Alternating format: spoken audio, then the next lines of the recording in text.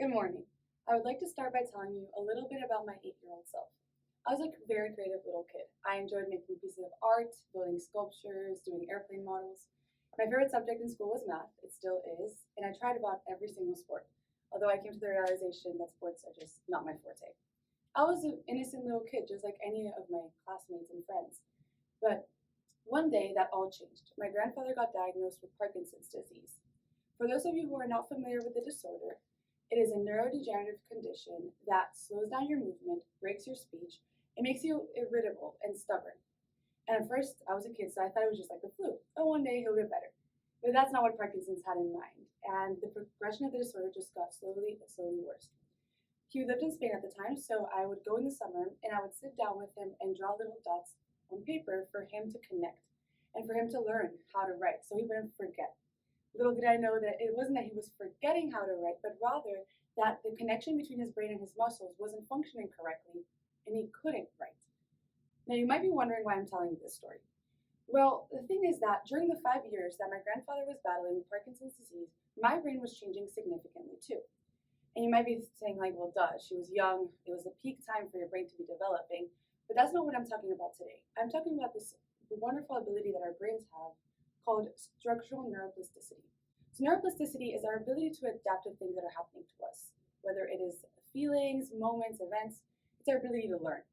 And so the bad thing is that neuroplasticity declines, as you can see in these images, it declines as we age. But there are certain techniques that we can apply to change the way that our neuroplasticity declines by almost 20%, which is a significant amount. In my case, my brain developed certain habits and passions that popped up because of my grandfather's diagnosis. I started understanding that I really enjoyed teaching. So I had been so many hours sitting with him trying to help him learn how to write that I understood that I want to do that with my life as well. Not necessarily with writing, but I really enjoyed that interaction with a student. Not only that, but he was really good at adapting to the different limitations that were put on in his life due to this diagnosis. And so I was so surrounded by that personality that it made me want to be better at adapting as well. And in fact, I am. Now I feel like I'm put in a situation that's stressful, that's new, and I feel more comfortable than I would have felt had I not been exposed to it before. And it's very interesting because these neurons connect in a really unique way, and I've built my brain off of neuroplasticity. I actually met Dave Farrow recently for the Unwiring Minds podcast. He's a 2-time world Guinness record holder for memory. He was telling me that when he was 14, he was diagnosed with ADHD and dyslexia, both of which made him think he would never be successful in life. Now he has a world record for memory, which is something he struggled with. And he actually outlined the exercises he used using neuroplasticity in his book Brain Hacker.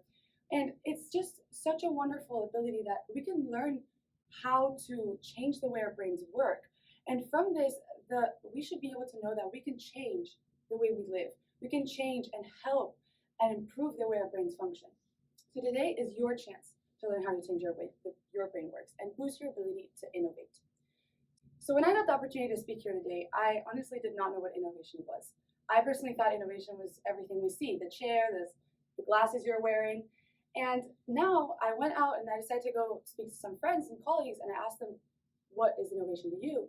And we all narrowed it down to innovation is when you propose creative solutions to establish problems as an open-minded team.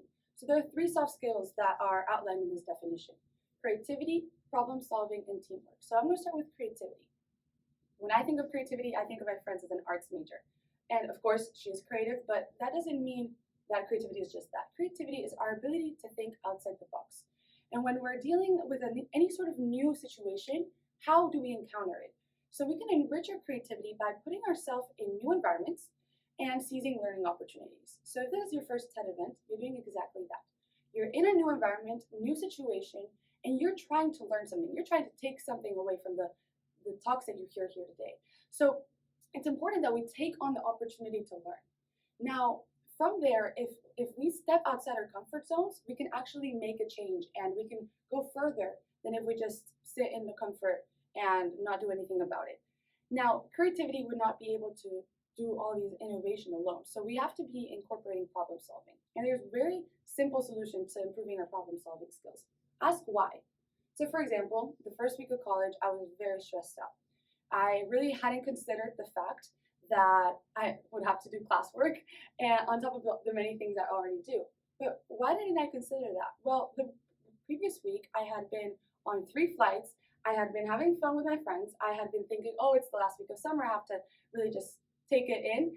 And I really didn't realize the importance of starting college and taking in the lessons that I was learning in the classroom.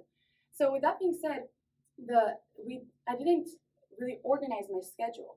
And that way I really lost track of what I was meant to do, and I started getting stressed out. I found the root cause for the stress that I was feeling at that moment. But that wouldn't be possible without being organized. And so I actually realized that by writing things down, you can get a lot more accomplished successfully. I went on LinkedIn and I shared a post about this, and I got 3 responses that you can see here. So the first one says, by writing things down, I can remove the stress of remembering. That was Alina Khan. The second one is from Roger Dupuis. He says, not to mention that you will remember things that you wrote down. Very important. And the last one was from Reverend Lind. Yes, connects neurons. All of these responses give us an understanding of the benefits that some people found when writing things down. But that last one, connects neurons, is what I was explaining. It's neuroplasticity. Imagine if you write things down, you're actually able to focus on the task that you're doing at hand. If you are only trying to remember all the things you're doing next, you can't focus on the present. You can't focus on the problem that you're trying to solve. So for the last of the 3 soft skills that I was mentioning, teamwork, there's one part I'd like to focus: emotional intelligence and social intelligence. It's when you can read other people's emotions and work with them and not against them. There are 3 habits that we can use to improve our social intelligence: active listening, helping, and allowing ourselves to be helped. With active listening, sometimes we think about it's a buzzword, right? And so we think that it's sort of like hearing and trying to pay attention what others are saying. But it's not really that. It's more actually understanding and drawing our own conclusions from what people are saying, and understanding how can we add to the conversation. How can we add to the different things that people are saying so that we can make a beneficial conversation that's not just one-sided. And helping and allowing yourself to be helped is also very tied to this, because you have skills that I don't have, and I have skills that you don't. And how can I provide the skills I have and the knowledge I have to you so that you can do the same to me, and then we can build a team. We live in a society that is very I win, you win, who's the best, who's the number 1 place. But we need to understand that as a team, we need to offer the skills we have. We need to help each other. We're not here to win individually, but rather as a group, and that's very important to consider. Now, from here, I want to just mention that I've been talking about innovation and neuroplasticity for a while, but why am I talking about innovation? Why is it that innovation is so important? Well, innovation is all around us. Like I said, I thought before it was just the chair, the glasses, everything around me, but it's more than that. Innovation is not just improving what's already made, but actually making something new, novel, and something that uniquely can help society.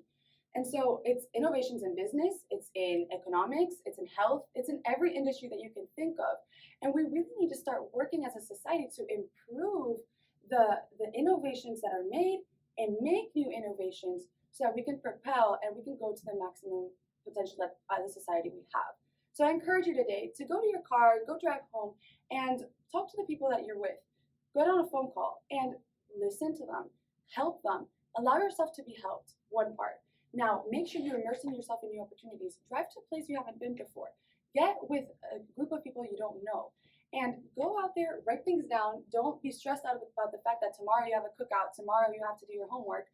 But focus on the present. What are you doing today that will change the world?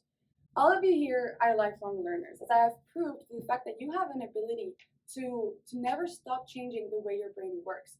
And you never will stop learning. So go out there and go change the world. Thank you.